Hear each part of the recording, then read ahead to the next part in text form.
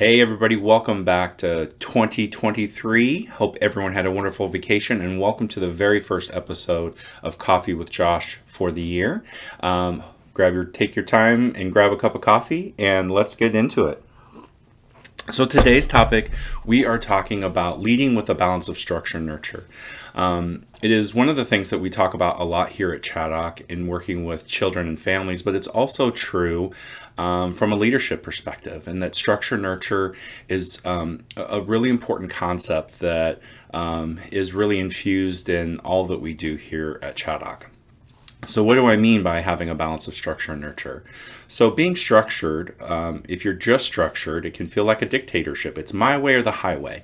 If it's all nurture, it can be warm and fuzzy, but it can also be chaotic and there's not progress made, right? So it's trying to find that balance in between the two, where if you're naturally structured, we want to see you increase your nurture to match that. And if you're naturally nurturing, we want to see you increase your structure. So we don't want to decrease anything that's your natural gift. We just want to see you bring the other one up to match that. So some of the things that I do in working with the team and the staff that I work with in having that balance of structure and nurture, the first thing is with nurture. And I would say I'm naturally nurturing, and so I have to increase the structure with my staff. But so for me, being nurturing with my staff is being kind. Not being nice, not being a pushover, but being kind, being genuine, having empathy for my staff, what they're going through personally, professionally, and making sure that I'm thinking about what is it like to be them and the things that they're trying to go through and make happen for the program and for the individuals that they serve. And the last thing is connection, relationships. Here at Chaddock, one of the things that we talk about is that relationships are primary. It's one of our values. And so it's really important that we see our staff and our team as more than just a person who works in that office down the hall, or maybe works remotely and you get to see them only a few times a year.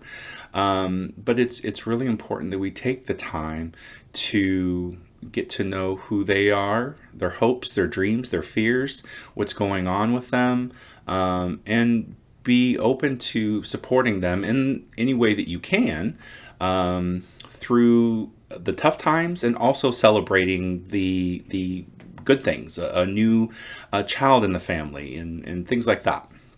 So with structure, the thing that I found is really important is just expectations, right? Clearly expressing those expectations. So making sure that your expectations and what you want to see happen within the program or the product that you're developing is that you're being clear and concise. And you have to make sure that you're not just being clear, that you think you're being clear and concise, but you need to go the extra step and making sure that they understand what you're wanting to see, what you're really trying to say. And then you have to make sure that you communicate that. And don't just communicate it once. Once you think you've over communicated it, you probably need to communicate it 10 more times.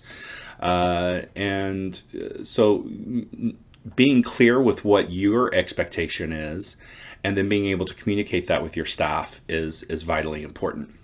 And then the next huge step is sometimes we do that, but then we never follow up until it's a deadline or it's too late. So we need to be following up with our staff and having those conversations of what are the barriers, how can we overcome those barriers, and creating an environment where they can come to you before you have to come to them. But there's this accountability. There's this level of, we're going to make sure that these things get done.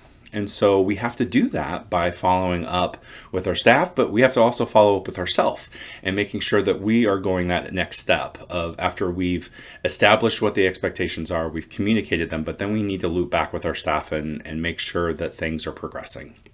So I hope that was helpful. So glad that you joined me this morning. Have a wonderful Thursday, wonderful rest of your week, and Stay thirsty. Thanks, everybody.